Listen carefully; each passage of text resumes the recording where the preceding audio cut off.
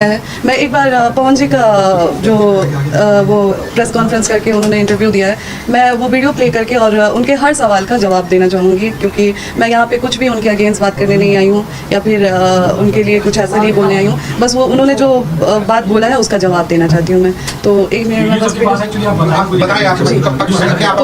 जैसा कि पवन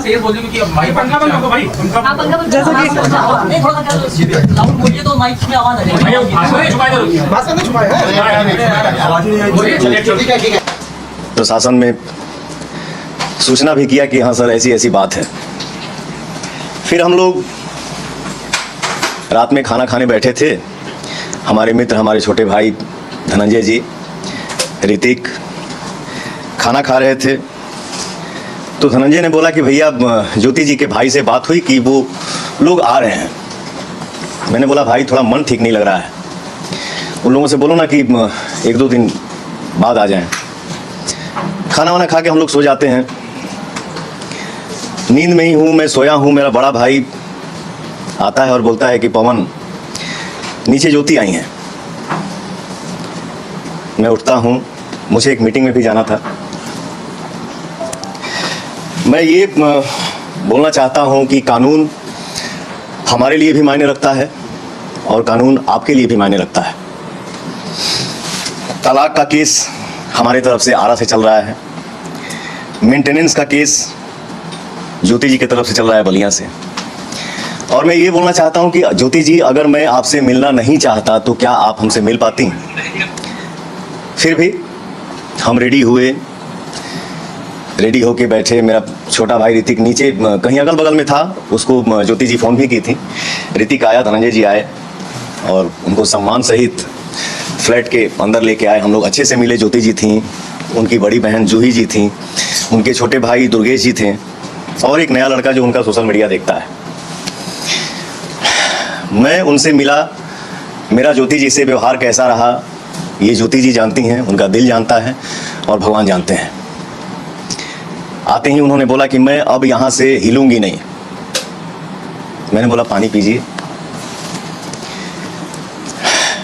फिर उन्होंने बोला कि मेरा तलाक का मैटर जब तक क्लियर नहीं हो जाता है तब तक मैं यहाँ से हिलूंगी नहीं। मैंने बोला एक बात बताइए, एक छत के नीचे रह के मुकदमा लड़ा जाता है क्या? फिर हम लोग साथ में चाय पीते हैं। उनका यही रट, मैं यहाँ से निकलूंगी नहीं, मैं यहाँ से हिलूंगी नहीं। मुझे ऐसा महसूस हुआ कि यहाँ पे माहौल कुछ ऊपर नीचे होने वाला है। मैंने पूछा, मैंने बोला कि आप लोग खाना खाइए अच्छे से, क्या खाएंगे आप लोग? मैंने स्टाफ को बोला कि पूछो मैडम क्या खाएंगी, जो बनेगा वो बना लो, जो नहीं ये हो पाता है उसको बाहर से मंगा लो। मैं उठा, बोला कि मैं थोड़ा सा मीटिंग में जा रहा हूँ, 1-1.5 घंटा 2 घंटा 2.5 घंटा मुझे लगेगा आने में। और धनंजय से बोला कि धनंजय मैं आ रहा हूँ मीटिंग से, तब तक आप मैडम से बात करिए क्या है क्या नहीं, ये क्या कहना चाहती हैं। मैं निकलता हूँ। हमारी वार्तालाप कम से कम 1 से 1.5 घंटा तक हुई।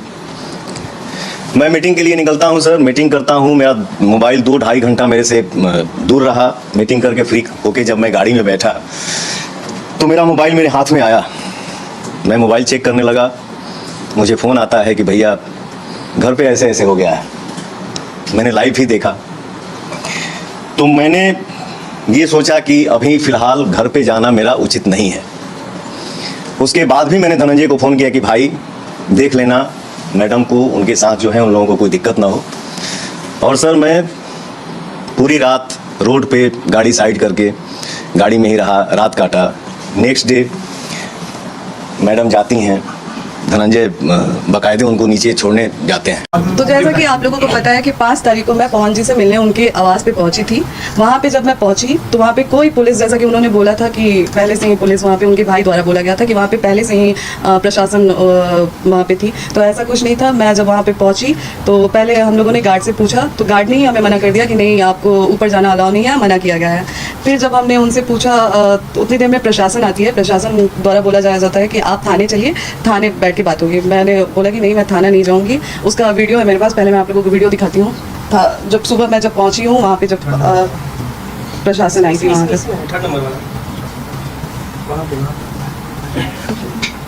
ये वीडियो है जो सुबह जब मेरे पहुंचने के बाद प्रशासन बुलाई गई।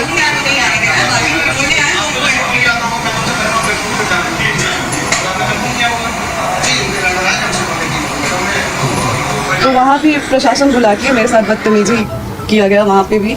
और पवन जी बोल रहे हैं कि जब मैं रूम में चली गई उसके बाद प्रशासन बुलाई गई, और ऋतिक जी कह रहे हैं कि हम लोगों ने पहले से प्रशासन सुबह से ही वहाँ पे प्रेजेंट थी। तो पहले तो आप इन दोनों लोगों के बात में ही फ़र्क समझ जाइए आप लोग कि दोनों भाई लोग अलग अलग बातें कर रहे फिर हैं।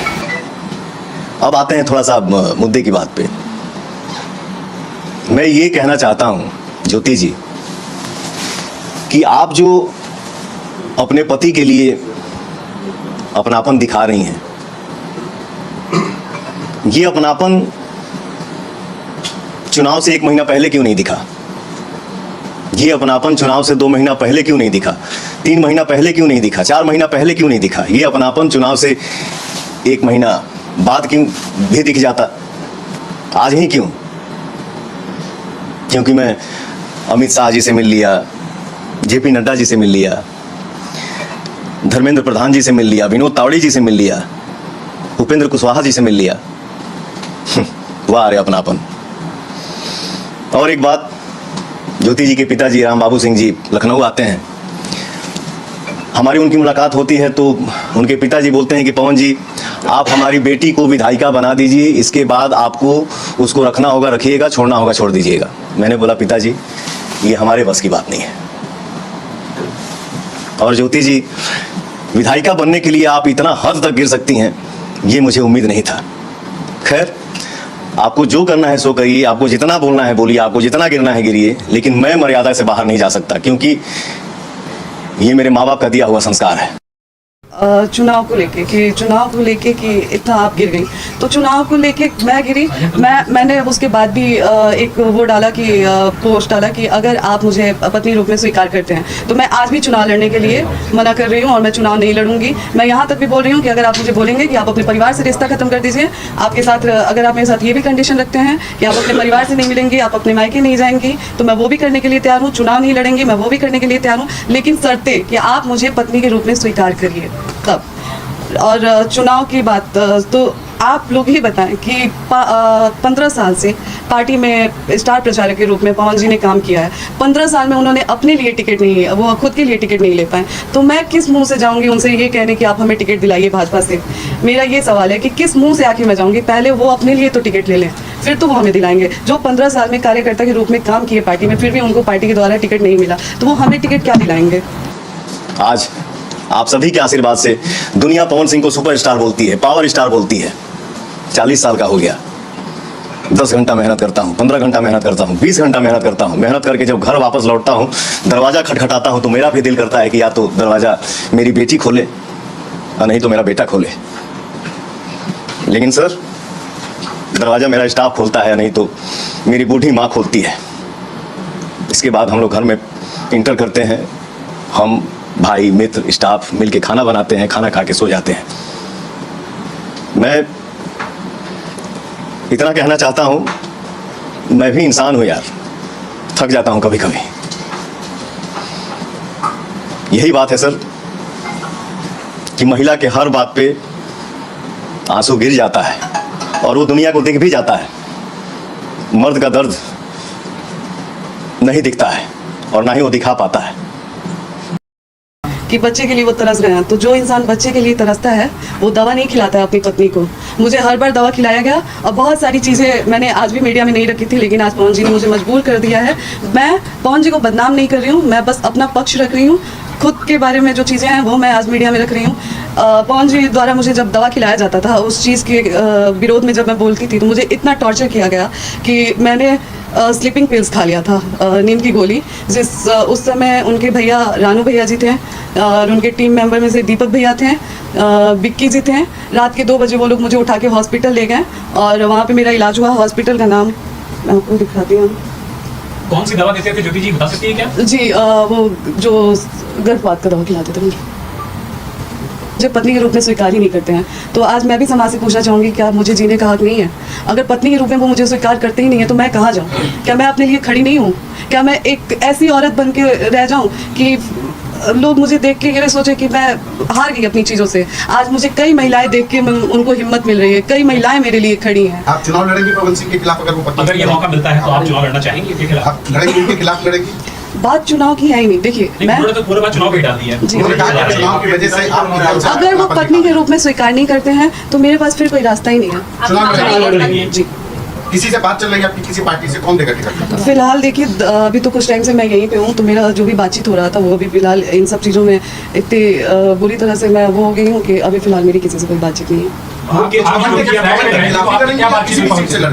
नहीं, मेरा इंटेंशन ये नहीं है कि मुझे पवन जी के खिलाफ लड़ना है। बाकी पार्टी मुझे जहाँ से अगर लड़ाती है या फिर पार्टी टिकट देती है तो फिर जैसा पार्टी का आदेश होता है। जी, मैंने बोला कि इतने टाइम में मेरी थोड़ी सी पार्टी से संपर्क टूट गई है जहाँ पे बातचीत। जी मैं अभी उस पार्टी का नाम एक्सपोज नहीं करना चाहती। मैंने बोला तो कि जहाँ से पार्टी मुझे मौका देती है वहाँ से मैं चुनाव कारागार में आपको देखा गया है ना, लगातार जनता से संपर्क करते जी। हो, तो क्या वो सीट आप सबसे ज्यादा प्रेफर कर रही हैं? जी बिल्कुल, मैं जहाँ पे बैठी हूँ वहाँ पे मैंने काराकाट के लिए ही मांग की है, क्योंकि लोकसभा चुनाव में पवन जी जब लोकसभा चुनाव लड़े थे उसके बाद पवन जी एक भी बार वहाँ पे नहीं गए। लोगों की उम्मीद, जो 2,75,000 लोगों ने उनको वोट दिया था, उन लोगों की भी इमोशंस के साथ खिलवाड़ हुआ। और आप मुझे ब्लेम किया जा रहा है कि आप राजनीति के लिए ये सब कर रही हैं। राजनीति के लिए तो आप इतने गिर चुके हैं कि आज आप जो 2,75,000 लोगों ने आपको वोट दिया है आप उनके भी नहीं हुए। आप अपनी पत्नी का तो छोड़ दिए, आप तो किसी के नहीं हुए। तो चुनाव के लिए, राजनीति के लिए मैं गिर रही हूँ या आप गिर रहे हैं? आप दोनों में दूरियां क्यों बनी है? कुछ अगर आप मतलब क्यों वो एक्सेप्ट नहीं कर पा रहे हैं? ये सवाल तो आप लोग पवन जी से पूछें। और एक और चीज़ जो पवन जी ने बोला है कि जब मामला कोर्ट में है, तो एक सवाल आज लोगों से, जनता से मेरा भी है। मैं चाहूँगी कि जनता ये सवाल मेरे तरफ से पवन जी से करे, क्योंकि मेरे किसी भी सवाल का जवाब तो पवन जी दे नहीं रहे हैं। मैं कुछ भी पूछ रही हूँ तो वो बोल नहीं रहे हैं। तो शायद जो जनता में आगे वो बात कर रहे हैं, तो एक सवाल मैं चाहूँगी कि जनता मेरे तरफ से पूछे। और मैं आग्रह करूँगी जनता से कि एक सवाल मेरे तरफ से जनता द्वारा पूछा जाए कि क्या जब वो लोकसभा चुनाव में मुझे बुलाए थे उस समय कोर्ट में मामला नहीं था? क्या जब दोबारा मेरे मांग में सिंदूर डाला गया उस समय कोर्ट में मामला नहीं था? क्या दोबारा जब पति पत्नी की तरह मुझे रखा गया उस समय चुनाव में मामला नहीं था? क्या जब लोकसभा चुनाव से पहले पवन जी मुझे अपने फ्लैट पे लेके गए उस समय कोर्ट में मामला नहीं था? क्या जब दोबारा पवन जी चुनाव के बाद मुझे 20 दिन 25 दिन लाके अपने घर में रखे उस समय कोर्ट में मामला नहीं था? और रही बात पति को याद करने की, आज मैं पति को याद कर रही हूँ, तो मैं आज से उनसे संपर्क करने की कोशिश नहीं कर रही हूँ। मैं बहुत पहले से संपर्क करने की कोशिश कर रही हूँ, लेकिन कभी उनके भाई द्वारा दुत्कार दिया जाता है, कभी उनके उनकी फैमिली से भी मैं कॉन्टैक्ट, पवन जी से मेरी बात होती नहीं है, पवन जी मेरा फ़ोन उठाते नहीं है, और मैं किसी और से बात करने की कोशिश करती हूँ तो वो लोग मुझसे इस तरीके से बात करते हैं। मैंने कई बार कोशिश किया था बात करने की पवन जी से, आज से नहीं, बहुत टाइम से मैं कोशिश कर रही हूँ, लेकिन पवन जी मुझसे बात नहीं करते थे। और ये रहा।